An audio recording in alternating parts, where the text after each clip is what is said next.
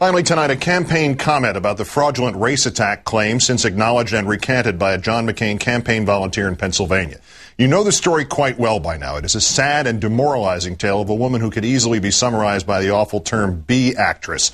Ashley Todd was not sexually assaulted by a big black man. He did not carve the letter B onto her face to punish her for supporting John McCain. It apparently never dawned on her or resembled less a cut than an abrasion done by a weapon no more sinister than a nail file. She was not even at the ATM where she claimed the attack took place. It apparently never dawned on her that the machine had security video and she would not be on it. And clearly, somewhere in her mind was a calculation that a story like this one, with layer upon layer of racial threat, could be some kind of game changer for the presidential candidate she worked to get elected in at least 2 states for at least 2 months. Her saga is pathetic.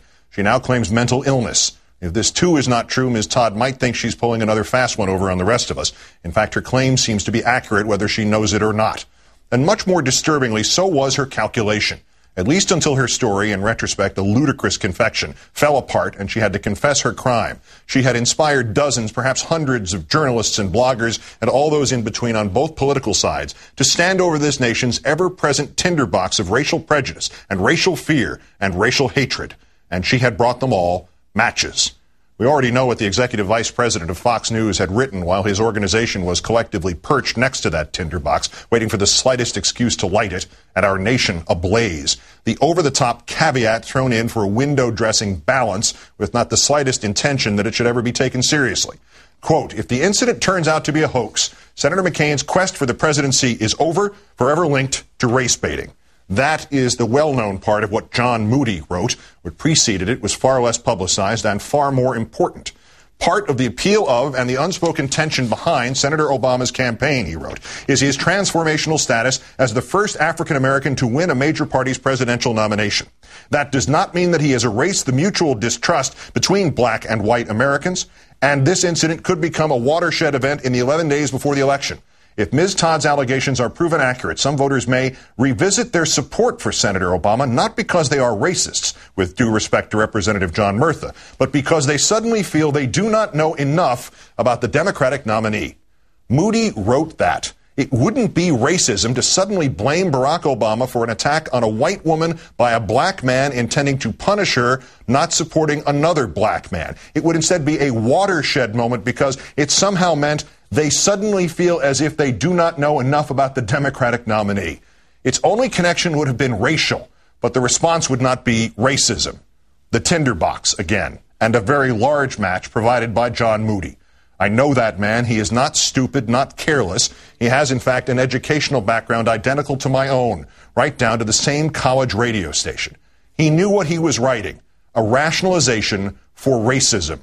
That Moody should be fired goes without saying. That if not fired, he should resign in shame is also obvious. Neither will happen because there is no one of sufficient authority to reproach him and the others who, but for Ashley Todd's inability to maintain her inner hoaxer for more than 2 days, would have solemnly and grimly and some secretly happily set the presidential campaign on its ear and knocked this nation's tenuous grip on the relationship between the races off its axis because there was nobody to say, no, don't. This is where you come in, Senator McCain. No histrionics from me to you this time, Senator. No yelling, just a plea. Say something about this now. Say something strongly and succinctly about the unacceptability of what happened and how some of your supporters tried to exploit it. I am not asking you to assume the responsibility for this, no matter how your campaign pushed this story. I have no doubt that in the mirror image scenario, many of Senator Obama's supporters would have done the same. But I also have no doubt that by this point in that mirror image scenario, Senator Obama would have said something to try to stop the next Ashley Todd or the next John Moody. Senator, of all the things I don't like about you or your campaign, I have never thought you a racist. As imperfect as was your moment with that Minnesota woman mumbling about Arabs, I thought it was the finest moment of your campaign. I believe that you feel as I do, that racial hatred and prejudice have no place in this campaign nor in this country. I believe that you feel as I do. As Clarence Darrow said in a different time and a different context, I am pleading for the future. I am pleading for a time when hatred and cruelty will not control the hearts of men, when we can learn by reason and judgment and understanding and faith. Sometimes, Senator McCain, it is as if we are almost there, and then some unthinking act like the one by that Ashley Todd throws us back against the rocks, and we barely escape with our ship intact.